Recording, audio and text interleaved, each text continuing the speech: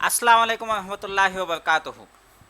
मैं हूं आपका होस्ट और दोस्त फरहान रशीद और आप इस समय देख रहे हैं हमारा prime time news with Farhan Rashid special episode only on national power TV. जब ये आप वीडियो देख रहे हैं तो 9 बजे बज रहे हैं रात के। आज 29 अगस्त 2023। दोस्तों, आईएमए की बहुत बड़ी अपडेट और एक एनालिसिस आपके सामने जो है मैं रखने जा रहा हूं। आईएमए के इन्वेस्टरों का सवाल तकरीबन 5 साल से ये रहा है, एक तो पैसे कब आएंगे, अगर आएंगे तो कितने आएंगे। देखिए, ये दोनों सवालों का जवाब ये कोर्ट ही दे सकता है, लेकिन पैसे कितने आ सकते हैं इसका एनालिसिस में आप लोगों को 2-3 चीज़ों को जो है आपके सामने रिपोर्ट एक मैंने बहुत ही मेहनत से बनाई है। वो रिपोर्ट में आपको कोर्ट के ऑर्डर्स को कंपेयर करते हुए बताता हूं और कॉम्पिटेंट अथॉरिटी की एनालिटिकल रिपोर्ट जो वेबसाइट में मौजूद है, इन तमाम चीज़ों को क्लब करके आसान भाषा में आपको वीडियो में डिस्प्ले करके बताऊंगा। तो आप तमाम आईएमए के इन्वेस्टरों से गुजारिश है कि ये पूरा वीडियो ज़रूर देखें। आप बड़े इन्वेस्टर हो, करोड़पति इन्वेस्टर हो या गरीब इन्वेस्टर हो जिसने 50,000 रुपये इन्वेस्ट किए थे या 5,000 इन्वेस्ट किए थे, वैसे 5,000 का इन्वेस्टमेंट तो आईएमए में था ही नहीं। खैर, छोटे इन्वेस्टर हो या बड़े से बड़े 400 करोड़, 500 करोड़, 1000 करोड़ भी अगर किसी ने इन्वेस्टमेंट किया है आईएमए में, हर एक आईएमए के इन्वेस्टर को ये वीडियो देखना ज़रूरी है। सबसे पहले तो मैं एम्बिडेंट की आज की इस prime time news with Farhan Rashid के प्रोग्राम में देता हूँ न्यूज़ अपडेट एम्बिडेंट के इन्वेस्टरों के लिए। एम्बिडेंट के इन्वेस्टरों के लिए कुछ छोटी सी अपडेट है, ज़्यादा कुछ भी नहीं है। आप लोग अगर क्लेम फॉर्म अभी तक नहीं भरे हैं, अगर आपका क्लेम फॉर्म नहीं लिया जा रहा है कॉम्पिटेंट अथॉरिटी में, अगर आपको एक एडवोकेट की ज़रूरत है तो आप मेरा व्हाट्सएप नंबर नोट करिए 9880324059। फिर से बता रहा हूँ, एम्बिडेंट के इन्वेस्टर्स आप मेरा व्हाट्सएप नंबर नोट करिए 9880324059।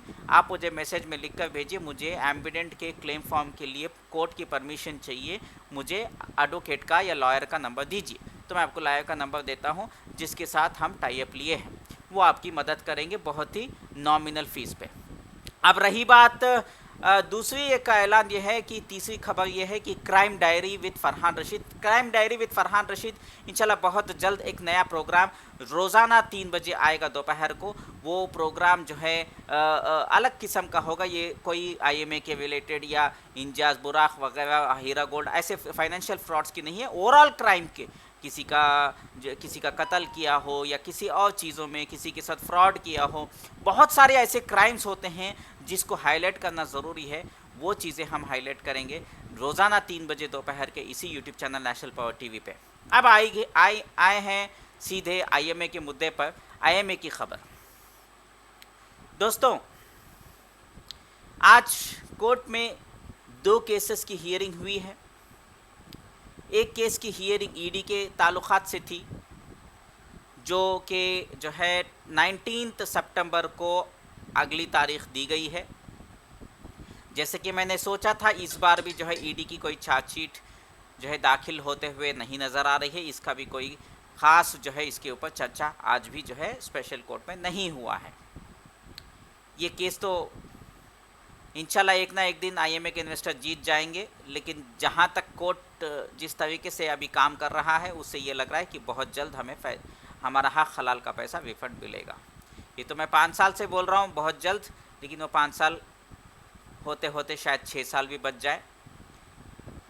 अब हम लोग क्या कर सकते हैं।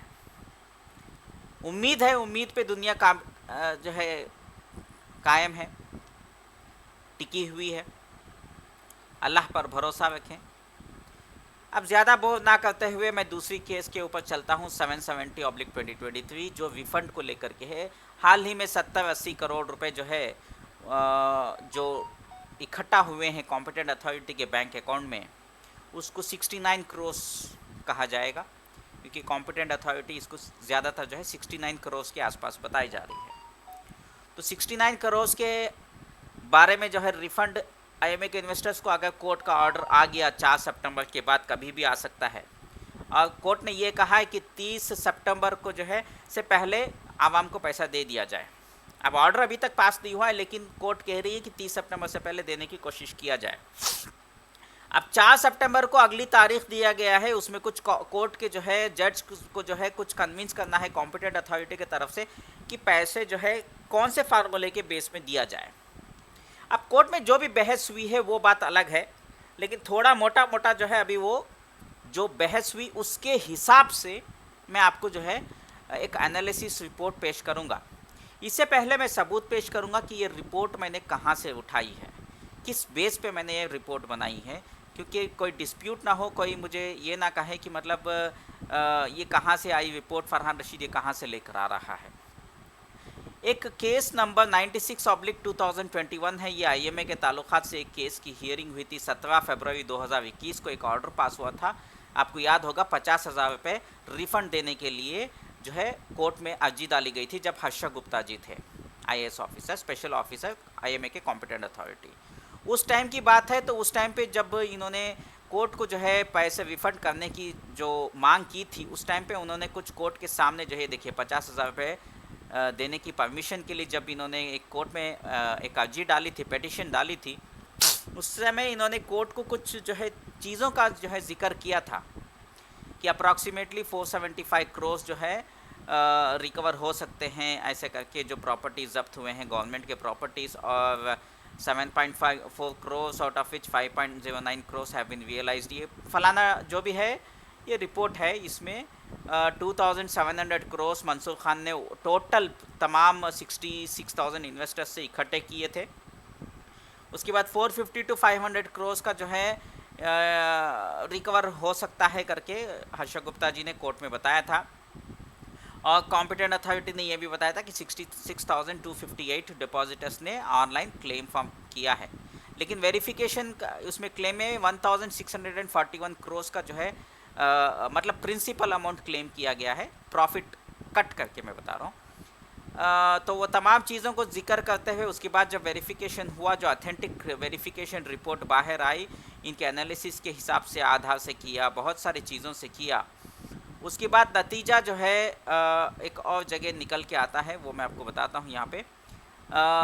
ओवरऑल वेरीफाइड इन्वेस्टर्स जो है 65,258 निकल के आते हैं, नॉट 66,258। 1,000 एप्लीकेशंस जो है ऐसे ही जस्ट फेक हो सकते हैं, या उसमें कुछ एरर हो सकता है, बहुत सारी चीज़ें जो हैं वो कंसिडर नहीं करती है कॉम्पिटेंट अथॉरिटी, 65,258 कंसिडर करती है। उसके बाद 1,641 करोड़ का क्लेम कॉम्पिटेंट अथॉरिटी को सबमिट किया गया था, लेकिन 1,372 करोड़ जो है फोरेंसिक ऑडिट रिपोर्ट से और वगैरह जो भी उनकी इंटरनल सीए की टीम ने जो भी एनालिसिस किया है उसके हिसाब से जो है वेरीफाइड रिफंड जो पब्लिक को देना है, जो पैसा जो कॉम्पिटेंट अथॉरिटी को चाहिए, वो 1,370 पर 2 करोड़ रुपए 1,372 करोड़ देना है। अब वहाँ पे आता है कि मतलब कुछ लोगों को 100% पेमेंट मिल गया होगा 65,000 इन्वेस्टर्स में, तो बचे कितने 58,856 इन्वेस्टर्स को जो है पूरा का पूरा पैसा नहीं मिला है, उनका कुछ ना कुछ तो बाकी है। हो सकता है 1 रुपये बाकी हो सकता है 1 लाख बाकी हो सकता है 10 करोड़ बाकी हो सकता है 100 करोड़ बाकी हो, लेकिन अगर 1 भी रुपया पेंडिंग है तो उनको कंसिडर किया गया है कि उनको रिफंड देना है, वो है 58,856। ये जो है ये 11,400 चिल्लर जो है 50,000 कितने लोगों को दिया जा सकता है वो दलील किया है, वो अभी फ़िलहाल नहीं चाहिए। और यहाँ से एक हवाला मैं लेता हूँ, 32 करोड़ जो है उस टाइम पे जो है पैसे हैं बोल के कॉम्पिटेंट अथॉरिटी ने कोर्ट में अर्जी डाली थी, 32 करोड़, ठीक है। और जो लोगों को पैसा दिया गया 6,000 या 10,000 इन्वेस्टर्स को जो भी पिछली बार जो पैसा दिया गया है वो इन 32 करोड़ में दिया गया है।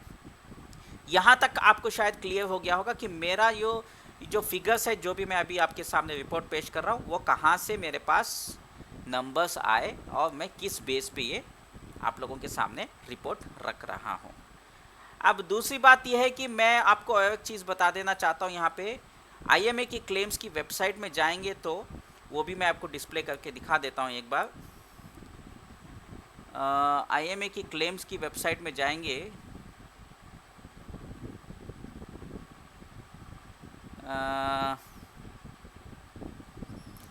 एक सेकेंड, आईएमए की क्लेम्स की वेबसाइट में जाएंगे, एक सेकेंड।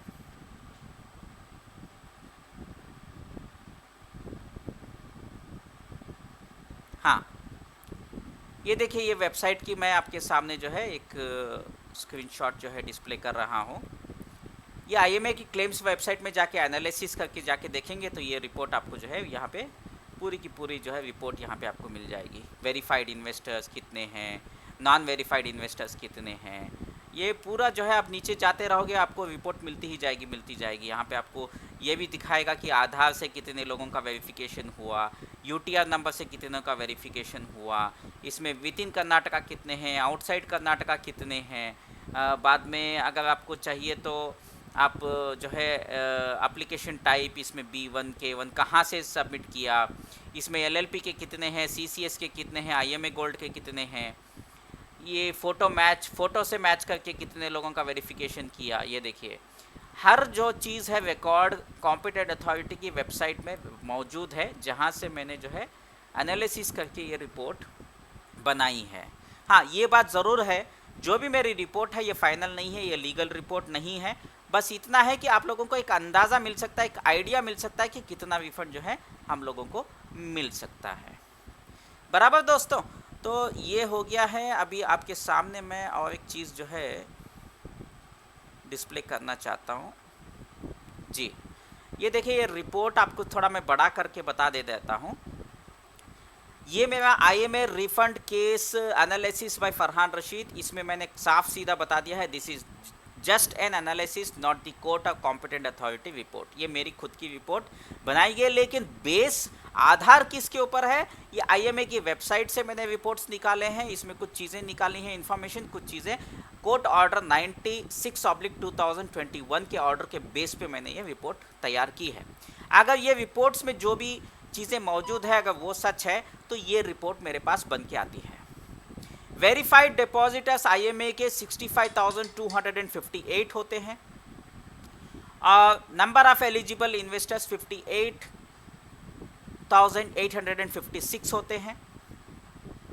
प्रेजेंटली कॉम्पिटेंट अथॉरिटी के पास 69,000 करोड़ अवेलेबल हैं और कॉम्पिटेंट अथॉरिटी को कुल मिला के कितना पैसा चाहिए पूरे IMA के इन्वेस्टरों को, जितने भी IMA के इन्वेस्टर्स है जो मजबूर है, जो परेशान है, बड़ा हो छोटा हो, करोड़पति हो या गरीबपति हो, कोई भी हो, सबको अगर पैसा 100% पैसा देना है तो कॉम्पिटेंट अथॉरिटी को 1,370 पर 2 करोड़ रुपए चाहिए। 1,372 करोड़ कॉम्पिटेंट अथॉरिटी को पैसा चाहिए। और फिलहाल जो है 69 करोड़ के हिसाब से देखा जाए तो 5.03% जो है अवेलेबल फंड्स हैं जो पब्लिक को दिया जा सकता है। लेकिन पिछली बार जो है 32 करोड़ जो है ऑलरेडी दे दिया है पब्लिक को, उसके हिसाब से देखा जाए तो 7% जो है पब्लिक को दिया जा सकता है। प्रेजेंट सिचुएशन की बात कर रहा हूँ, 7% रिकवरी प्रेजेंट इन हैंड है जो 7% दिया जा सकता है। देंगे, देना है ये नहीं बोल रहा हूँ, दिया जा सकता है। तो दोस्तों मैं अभी यहाँ पे खड़ा कर देता हूँ। 7% तो आपने देख लिया है, मैं पहले जो है इसमें वापस स्क्रीन पर आ जाता हूँ। देखिए मेरे भाइयों बुजुर्गों और दोस्तों, 7% आज कोर्ट में जो है 7% के बारे में भी डिस्कशन हुआ है और जज कह रहे थे कि 7% देना तो ठीक है, अगर कानून के हिसाब से देखा जाए, लीगल एंगल से देखा जाए, सबको बराबर का हिस्सा देना चाहिए, सबको बराबर बराबर पैसा देना चाहिए। अब ये किसी ने अगर 50,000 रुपये डाले थे और उनका 50,000 रुपये ड्यू है, 50,000 रुपये बैलेंस है, तो उनको जो है सीधा सीधा जो है 3,500 रुपये उनको रिफंड मिलेगा इस बार जो मिलने वाला है, अगर 7% के हिसाब से कोर्ट जो है अप्रूव करती है। अगर 1 लाख है तो सीधा सीधा जो है 7,000 रुपये होंगे, 2 लाख है तो 14,000 रुपये होंगे, 3 लाख है तो 21,000 होंगे, 4 लाख रुपये है तो जो है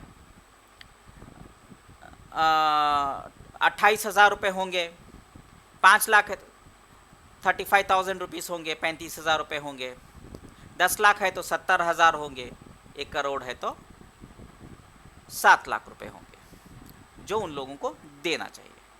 लेकिन अगर आप जो है 7% के हिसाब से देने की कोशिश किया जाए तो क्या पब्लिक को वाकई में जो है हेल्प मिलेगी, ये देखना ज़रूरी है।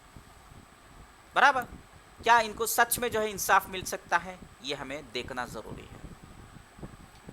अब अगर इसको दूसरे एंगल से देखा जाए कि चाहे बड़ा हो या छोटा हो, इंसाफ इंसाफ है और परसेंटेज के हिसाब से देना है, तो बिल्कुल यही होगा। कोर्ट जो है फाइनली जो है 3,500 50,000 के इन्वेस्टरों को और 1 करोड़ के इन्वेस्टरों को 7 लाख, 10 लाख के इन्वेस्टर को 70,000 ऐसे करके देने का ऑर्डर पेश कर देगी।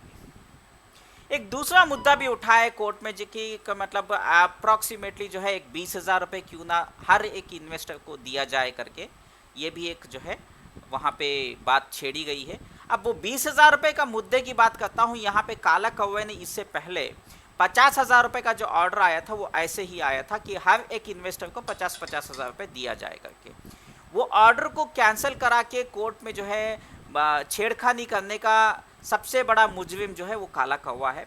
अब 50,000 रुपये को कैंसिल करके अगर 20,000 रुपये हर एक इन्वेस्टर को देने की डिमांड की जा रही है, अगर ये कोर्ट अप्रूव करती है, एक तरफ से देखा जाए तो सही है, लेकिन वो 50,000 रुपये देते तो अच्छा होता, बड़ा अमाउंट आता लोगों को, ये मेरा मानना है। अब देखना है कि क्या होता है करके। और दूसरा भी एक है, मैं जो आप लोगों के सामने जो है रखता हूँ, जो पॉसिबल अमाउंट फिलहाल जो दे सकते हैं उसके हिसाब से मैं बता रहा हूँ, वो बात की बात है। प्रेजेंट सिचुएशन के हिसाब से अगर देखा जाए तो ये जो है कुल मिला के जो है सिचुएशन ऐसी खड़ी होती है, ऐसे दौड़ पे खड़े हैं कि 50,000 रुपये दिए जाते तो और चंद इन्वेस्टर को आते, हर एक इन्वेस्टर को नहीं आता। अब 20,000 रुपये क्या हर एक इन्वेस्टर को दिया जा सकता है? ये भी मुमकिन नहीं है, ये भी पॉसिबल नहीं है। वो भी मैं आपको वापस रिपोर्ट की तरफ लेके चलता हूँ बड़े स्क्रीन पे, फिर मैं आपको समझाता हूँ। लेकिन उससे पहले मैं आपको एक बात बता देना चाहता हूँ, 50,000 हो या 20,000 रुपये हो, ये कोर्ट अगर देना चाहती है ऑर्डर, वो किस बेस पे?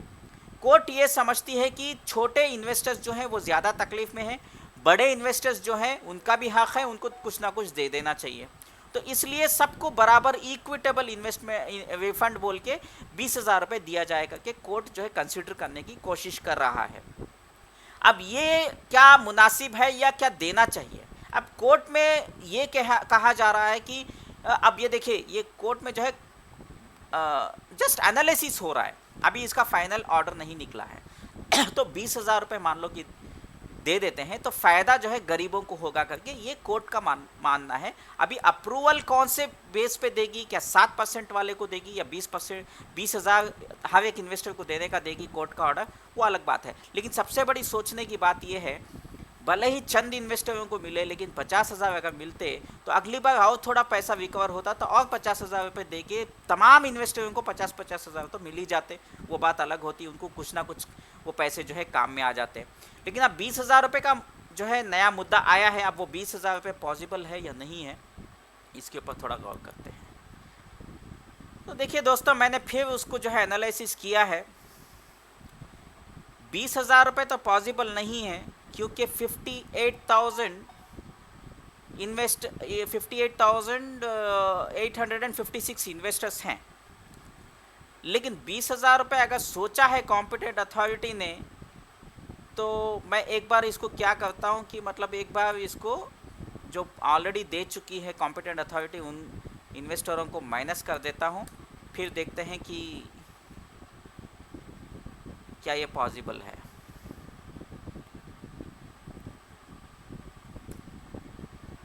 नहीं, पॉसिबल नहीं है। ठीक है, वो कौन से बेस पे कही है मुझे नहीं पता, लेकिन अगर 58,856 इन्वेस्टरों को अगर हम लोग डिवाइड करते हैं इक्वली अवेलेबल फंड से, तो 11,723 रुपीज़ हर एक इन्वेस्टर को बराबर इस बार बांटा जाएगा। लगभग 12,000 की बात है। इससे कम भी हो सकता है, ज़्यादा भी हो सकता है। ये लीगल रिपोर्ट नहीं है, मैंने साफ लफ्ज़ों में यहाँ पे लिख कर दिया है। ये देखिए, Farhan Rashid claim that this is not a legal report. ये एक एनालिसिस है, मैं सिर्फ आपको समझाने की कोशिश कर रहा हूँ। ये भी हो सकता है, वो भी हो सकता है। तो ये जो वीडियो है ये कोई लीगल रिपोर्ट नहीं है, बस आपको समझाने की कोशिश कर रहा हूँ, ऐसा ऐसा हो सकता है। अब ये 5% वाला जो फिगर आपको दिख रहा है वो अवेलेबल फंड्स और 58,856 इन्वेस्टर जो वेरीफाइड इन्वेस्टर्स है उसके बेस पे बनाई गई है। लेकिन 60% इसलिए आया है क्योंकि वो 32 करोड़ रुपीज़ जो है मैंने यहाँ पे ऐड नहीं किया था, तो वो 32 करोड़ को ऐड करते हुए 7% जो है कैलकुलेशन आता है। तो इस हिसाब से जो है इन्वेस्टरों को जो है ज़्यादा पैसा आने की उम्मीद है। अब मैं इसको जो है यहाँ पे जस्ट एक आपको जो बता रहा हूँ, मैं यहाँ पे जो 11,000 लिखा है इसको मैं एक एंगल से देखता हूँ कि 20,000 रुपये अगर कोर्ट में वो बात निकली है, आज छेड़ी गई है, तो वो किस बेस में हो सकती है उसको भी हम जो है एक बार निकाल लेते हैं। ये देखिए 17,160 रुपये, 20,000 के नज़दीक एक रिपोर्ट आ रही है जहाँ पे 17,000 रुपये जो है आईएमए के इन्वेस्टरों को इक्विटेबल जो है मतलब रिफंड जो है देने की कोशिश की जा रही है। वो 17,000 हर एक इन्वेस्टर को 17,000 देने के बाद ऐसा अगर देने की कोशिश किया जाए तो 20,000 का फिगर कहीं ना कहीं से निकल जाएगा, क्योंकि मेरा कैलकुलेशन रफ एस्टिमेशन है, एग्जैक्ट एस्टिमेशन नहीं है। समझ गए? तो ये जो है अभी मैं जस्ट आपको एक समझाने की कोशिश कर रहा हूँ कि आज कोर्ट में जो हुआ था और मेरी जो एनालिसिस रिपोर्ट है कहीं ना कहीं नज़दीक दिख रही है। अब फ्रिक्शन फार्मूला क्या है, वो क्या बेस पे बनाया है, वो वक्त ही बताएगा, कोर्ट का ऑर्डर आने के बाद ही पता चलेगा। लेकिन फ़िलहाल आप लोग मुझे कमेंट्स में ये बताइए कि अब हमें क्या करना है। क्या हमें 7% पे फ़िलहाल अग्री होना है, क्योंकि ये टेम्पररी है, बाद में और बहुत कुछ पैसा रिकवर होगा, बाद में देखा जाएगा, छोटा हो या बड़ा हो कुछ ना कुछ राहत मिल जाए, या 20-20 हज़ार रुपये हर एक इन्वेस्टर को जो है दे दिया जाए, ताकि छोटा हो या बड़ा हो वो 20,000 से कुछ उनका कुछ मेन काम अगर उसमें कुछ हो सकता है, उनकी कुछ ज़रूरतें पूरे हो सकती हैं तो वो कर लें। अब बात यह आती कि 7% के हिसाब से जाते हैं तो छोटे इन्वेस्टरों को तो बिल्कुल भी कुछ फ़ायदा होने वाला नहीं, बहुत छोटा पैसा आएगा, लेकिन बड़े इन्वेस्टरों को जो है बहुत बड़ी राहत मिल सकती है। अब बड़े इन्वेस्टर अगर कोई मान लो कि 10 लाख रुपए का लोन लिया था और 10 लाख रुपए वाले को अगर कुछ 70,000 रुपये अगर रिफंड मिल जाता है तो वो कुछ 1-2 EMI चुकाने में शायद उसको काम आ जाए, उसकी बहुत बड़ी परेशानी दूर हो जाए। तो इनके बारे में भी हमें सोचना ज़रूरी है, इनको भी नज़रअंदाज किया नहीं जा सकता। अब मेरा दूसरा जो है रिपोर्ट, इसी रिपोर्ट में मैं और एक चीज़ एनालिसिस करने के लिए जा रहा हूँ, जो आप लोग थोड़ा गौर करिए, मेरी रिपोर्ट में शायद आपने नहीं देखा। फिलहाल कॉम्पिटेंट अथॉरिटी में ईडी में जो है प्रॉपर्टीज़ 450 करोड़ की प्रॉपर्टीज़ कॉम्पिटेंट अथॉरिटी ने जो है का कहना है जो गवर्नमेंट वैल्यू है 450 करोड़, वो ईडी के केस में फंसे हुए हैं। अगर वो मान लो कि हम पैसा पूरा जो है आज नहीं तो कल तो वो कॉम्पिटेंट अथॉरिटी जीत जाएगी केस, आईएमए के इन्वेस्टरों के हक में ही वो पैसे जो है आएंगे 450 करोड़, वो गवर्नमेंट वैल्यू के हिसाब से। लेकिन मैं अगर कहूँ वो गवर्नमेंट वैल्यू के हिसाब से देखा जाए तो वो 1,000 करोड़ की प्रॉपर्टीज़ हैं। उसके हिसाब से देखा जाए तो कॉम्पिटेंट अथॉरिटी के हिसाब से जाएंगे, गवर्नमेंट वैल्यू के हिसाब से जाएंगे, हम लोगों को 32% पैसा रिकवर होगा, बराबर 32%। अगर हम मार्केट वैल्यू के हिसाब से जाएंगे तो हमें जो है 72% रिकवरी होगी। मतलब हमने अगर 1 लाख रुपए डाले हैं तो 32,000 रुपये हमें रिफंड मिलने के चांसेस ज़्यादा हैं अगर गवर्नमेंट वैल्यू के हिसाब से प्रॉपर्टीज़ बिकी। अगर मार्केट वैल्यू के हिसाब से बिकी तो 1 लाख की जगह 72,000 रुपीज़ हमें रिकवरी हो सकती है, 72,000 रुपीज़ हमें रिफंड मिल सकता है। इसके पीछे थोड़ा सा गौर करिए, अगली मेरी वीडियो इसी बेस पे होगी कि हमें मार्केट वैल्यू में प्रॉपर्टी बेचने के लिए क्या क्या कदम उठाने, क्या क्या लीगल स्टेप्स उठाने, क्या ये पॉसिबल है कि हम कॉम्पिटेंट अथॉरिटी के साथ बातचीत करें और मार्केट वैल्यू के हिसाब से प्रॉपर्टी को बेचने के लिए अपील करें, कोर्ट में दर्जी डालें, कैसे करें, ये काम हम लोग आगे करना ज़रूरी है। अब देखिए यहाँ पे मैं आपको जो बता रहा हूँ ये मार्केट वैल्यूएशन के हिसाब से, फिर मैं वापस अपने स्क्रीन पे आ जाता हूँ। मेरे भाइयों बुजुर्गों और दोस्तों, ये 72% अगर हम लोग रिकवरी करने में कामयाब रहें, यानी कि मार्केट वैल्यू से अगर हम लोग प्रॉपर्टी बेचने की कोशिश करेंगे, कॉम्पिटेंट अथॉरिटी को कॉन्फिडेंस में लेके कोर्ट को जो है जाके अपील करेंगे, उसका एक तरीका है मेरे पास, एक सॉलिड प्रूफ तरीका है जिसको हम जो है आगे कर सकते हैं। ये मैं अगले वीडियो में आपको पूरा डिटेल में समझाऊंगा, लेकिन इसका एक तरीका है जिससे आप लोगों की मुझे मदद चाहिए। इस बार आप लोगों को जो भी ये 69 करोड़ का जो पैसा आपके अकाउंट में पैसा आएगा उसको बिल्कुल भी खर्च मत करिएगा, क्योंकि अगर आप इसको खर्च करोगे किसी दूसरे काम में, आपको जो है ज़्यादा पैसा रिफंड नहीं मिलेगा, मार्केट वैल्यू के हिसाब से नहीं मिलेगा, गवर्नमेंट हिसाब से मिलेगा, तो आपको सिर्फ 32% ही रिकवरी होने के चांसेस हैं। 32 भी हो सकता है, 50 भी हो सकता है, 40 भी हो सकता है, 20 भी हो सकता है। ये लीगल रिपोर्ट नहीं है मेरे भाइयों बुजुर्गों और दोस्तों, ये एक एनालिसिस रिपोर्ट है, एक अंदाज़ा लगा रहा हूँ मैं, एक तुक्का लगा रहा हूँ। जो मेरे पास कुछ एविडेंसेस है उस बेस पे मैंने ये रिपोर्ट तैयार की है। तो आपको 32% रिकवरी चाहिए या 72%, ये पहले डिसाइड करिए। अगर आपको 32% चाहिए, जो भी आपके पास अभी आने वाला रिफंड जो है, जो 69 करोड़ में जो रिफंड करने वाली है कॉम्पिटेंट अथॉरिटी आपके बैंक अकाउंट में, हर एक इन्वेस्टर को पैसा डालने वाली है, उसको आप खर्च कर लीजिए, कोई प्रॉब्लम नहीं है, आपकी ज़रूरतों के लिए खर्च कर लीजिए। मान लो कि वो पैसा आपको 72% रिकवर करना है, उसके लिए मेरे पास एक तोड़ है। उसके लिए आप थोड़ा सा उसमें पैसा जो है आगे कुछ लीगल एक्सपेंसेस करना पड़ेगा। पूरा पैसा नहीं, थोड़ा पैसा हो सकता है हर एक के जेब से 100-200 रुपये खर्चा करना पड़ जाए, 100-200 रुपये, इससे ज़्यादा नहीं। उन पैसों में रिफंड आने की बात कर रहा हूँ। 100-200 रुपये अगर आप एडवोकेट को, मुझे नहीं देना है, डायरेक्ट एडवोकेट को देना है, अगर आप एडवोकेट को देने के लिए तैयार होते हैं तो हम 72% रिकवरी कर सकते हैं, ये मेरा दावा है। अब मैं अगली रिपोर्ट पे चलता हूँ, मैं अगला क्लेम के ऊपर चलता हूँ। मेरी रिपोर्ट के हिसाब से एक और एक चीज़ है मेरा, जो है 100% रिकवरी कैसे किया जा सकता है। अब 100% रिकवरी करने के लिए एक तो वीके उबैदुल्ला का 12 करोड़ रुपए जो कोर्ट कह रही है उसको वसूल करना है, यानी कि आईएमए की स्कूल जो शिवाजी नगर में थी।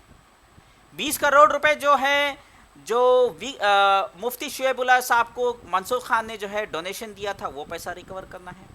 और 10 करोड़ रुपए बिस्मिल्लाह एजुकेशन ट्रस्ट वगैरह वगैरह इधर उधर जो चिल्लर पिल्लर दिया है, 10 से 15 करोड़ वहाँ से वसूल होंगे। मैं सिर्फ 10 करोड़ रुपए हिसाब ले रहा हूँ। फिर 400 करोड़ रुपए एक फार्मा शिवाजी नगर एमएलए के ऊपर एक एलिगेशंस है कि 400 करोड़ रुपए मंसूर खान ने उनको दिए हैं। अगर वो 400 करोड़ रुपए ऑलरेडी कोर्ट में फर्स्ट अपील गई है कॉम्पिटेंट अथॉरिटी की जानिब से, वो 400 करोड़ रुपए अगर रिकवरी करके कोर्ट का ऑर्डर पॉजिटिव आईएमए के इन्वेस्टर के हक में आता है, तो वो 400 करोड़ रुपए ऐड कर देंगे, तो हमारे पास कितना पैसा रिकवर होता है? As per government value 961 crore, यानी कि 70% ऐसे भी हम लोग रिकवरी कर सकते हैं। 70% हम लोग रिकवरी कर सकते हैं अगर competent authority accused former Shivaji Nagar MLA के प्रॉपर्टीज़ को जब्त करा के प्रॉपर्टीज़ को बेचने में कामयाब होती है। अब ये पैसा मिला के अगर मेरा रिपोर्ट मार्केट वैल्यू के हिसाब से अगर काउंट किया जाए तो 112% पैसा हम रिकवरी कर सकते हैं। ये 400 करोड़ रुपए ऐड कर लो हमारे इस 1000 करोड़ से, ओवरऑल कैलकुलेशन करो, 112% आईएमए के इन्वेस्टरों को रिफंड मिल सकता है। मान लो कि इसमें 12% जो है कॉम्पिटेंट अथॉरिटी ने अपने सैलरी में इधर उधर क्लेम करके खर्च भी कर लिया, तो भी हमें 100% मिलने से कोई नहीं रोक सकता। तो आप आईएमए के इन्वेस्टर्स मुझे ये बताइए कि आपको ये रिपोर्ट कैसे लगी और ये रिपोर्ट कितनी हद तक मेरी सही जो है हो सकती है। मैं तमाम जो चीज़ें हैं कुछ रिपोर्ट्स के बेस पे बनाया है, आईएमए की क्लेम्स की वेबसाइट के बेस पे बनाया है, कोर्ट ऑर्डर नंबर 96/2021 के बेस पे बनाया है। तो आप बताइए क्या 100% रिकवरी होने के चांसेस है या नहीं है, अगर आप फरहान रशीद का साथ देंगे तो। अगर आप फरहान रशीद का साथ देंगे इंशाल्लाह ज़रूर हम 100% रिकवरी करने में कामयाब रहेंगे। हो सकता है 100% से ज़्यादा भी रिकवर करेंगे, क्योंकि बहुत सारे दुश्मन जो है फरहान रशीद के ऊपर उंगलियां उठाते रहते हैं, लेकिन कोई भी एक एसोसिएशन वाला हो या काला कौवा हो या 3 इडियट्स हो या फलाना ढिमकाना हो, कोई व्हाट्सएप का एडमिन हो, मैं किसी को गलत नहीं ठहराना चाहता।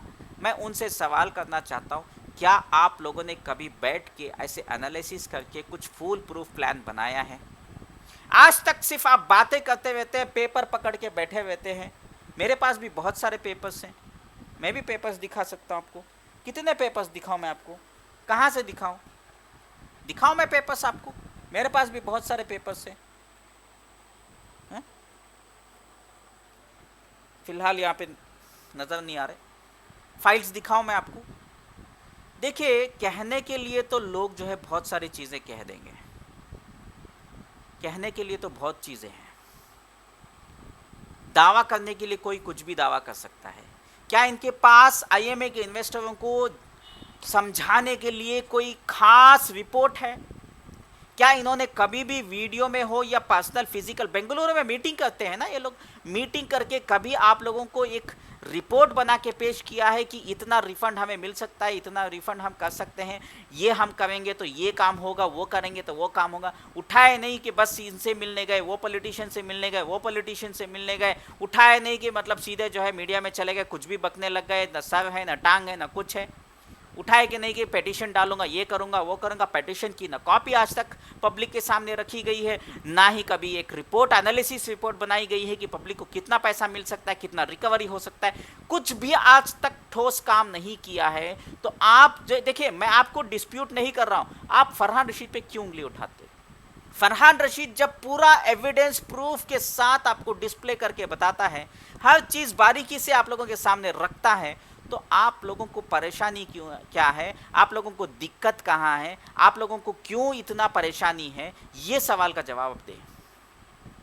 क्या आप लोग जो है ये रिपोर्ट को डिस्प्यूट कर सकते हैं? क्या आप ये रिपोर्ट को कहेंगे कि आपको पर्सनल प्राइवेसी चाहिए? कोई टेलीग्राम में कहता है कि प्राइवेसी चाहिए, कोई टेलीग्राम में कहता है कि मतलब ये जब से ये फरहान रशीद आया है हमारी ग्रुप खराब हो गई, कोई व्हाट्सएप में वायरल इधर उधर गालियां बकते हैं। बताइए कौन सी जगह पे फरहान रशीद गलत है, कौन सी रिपोर्ट फरहान रशीद की गलत है? हर एक चीज में आप लोगों को पिन टू पिन डिटेल में आपके सामने रखा है। इससे ज्यादा क्या बताऊं भाई मैं, इससे ज्यादा क्या बताऊं? अगर आप लोगों को रिफंड चाहिए, आप लोगों को पैसा चाहिए, आप लोगों को अगर राहत चाहिए, हो सकता है देरी हो सकती है, तारीख पे तारीख मिले, लेकिन पूरा पैसा मिलेगा, ये मैं आपको डे वन से बता रहा हूं। और आप लोग अगर साथ देंगे तो पॉसिबल है। और मैं कौन से बेस पे कह रहा हूं, इसका रिपोर्ट मैं आपके सामने पेश कर चुका हूं। अब इसके आगे आपकी मर्जी। और एक बात है, आप तमाम आईएमए के इन्वेस्टरों से गुजारिश है कि मेरा गूगल पे और फ़ोनपे का नंबर नोट करें, 9880324059। इस रिपोर्ट को मेहनत करके बनाने में बहुत मेहनत लगी है। आप लोग हमारे इस YouTube channel national power TV को सपोर्ट ज़रूर करें। हमारा गूगल पे और फ़ोनपे का नंबर है 9880324059। मैं दोबारा से अपील कर रहा हूँ, हमारा गूगल पे और फ़ोनपे का नंबर नोट करें, 9880324059। हमें ताउन करें, हमारे YouTube channel national power TV को सपोर्ट करें और सब्सक्राइब करके भी सपोर्ट करें। गूगल पे फ़ोन पे से भी सपोर्ट करें और दुआएं से भी सपोर्ट करें। फिलहाल इजाज़त मांगता हूं, दुआ में याद रखें। इस वीडियो को लाइक ज़रूर बनता है, बहुत मेहनत लगी है इस वीडियो बनाने में। और इस वीडियो को खूब वायरल करिए ताकि हर एक आईएमए के इन्वेस्टर को ये जो है रिपोर्ट मिल सके। फिलहाल के लिए आपसे इजाज़त मांगता हूँ, दुआ में याद रखें। आपका फरहान रशीद, शुक्रिया।